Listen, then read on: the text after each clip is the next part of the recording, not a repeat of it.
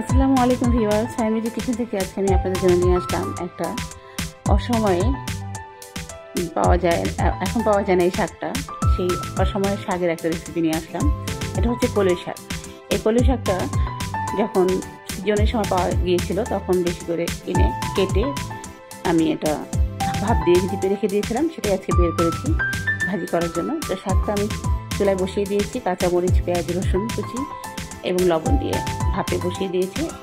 তো এটার মধ্যে পানি আছে, সেই পানিটা শুকানো পর্যন্ত আমি এই শাকটা চুলায় দিয়ে বারবার নেড়ে চেড়ে পানিটা শুকানো পর্যন্ত অপেক্ষা করব।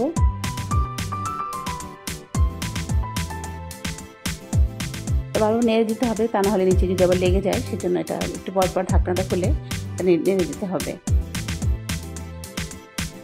যেহেতু ডিপে ছিল তাই কিছু পানি বের হয়েছে, সেই পানিটা শুকানো পর্যন্ত আমি শাকটা এভাবে নেড়ে চেড়ে দিব বারবার। খুবই টেস্টি একটা শাক, আমার খুবই পছন্দের একটা শাক।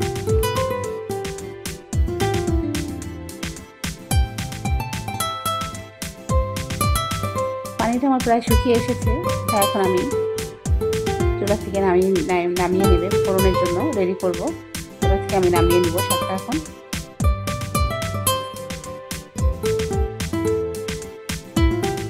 আমি চুলা থেকে শাকটা নামিয়ে নিয়েছি। আমি একটা অন্য পাত্রে তেল দিয়ে দিয়েছি পরিমাণ মতো এবং তাতে দিয়ে দিয়েছি পেঁয়াজ কুচি এবং রসুন কুচি।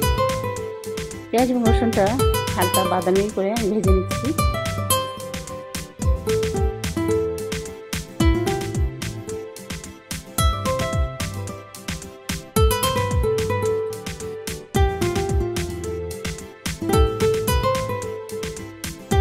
এটা আসলে শাকটা বাগার দেওয়ার জন্য।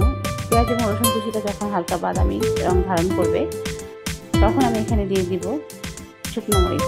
কয়েকটা ভাজা শুকনো মরিচ নিয়ে আমি সেটা হাত দিয়ে ভেঙে সেই পেঁয়াজ রসুনের সাথে মিলিয়ে নিয়েছি। এটা দিলে শাকের টেস্টটা খুব ভালো হয়, শাক থেকে একটা সুন্দর ঘ্রাণ হয়।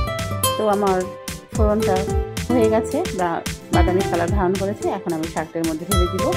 ঢেলে দিয়ে ভালো মতো নেড়ে চেড়ে দিব।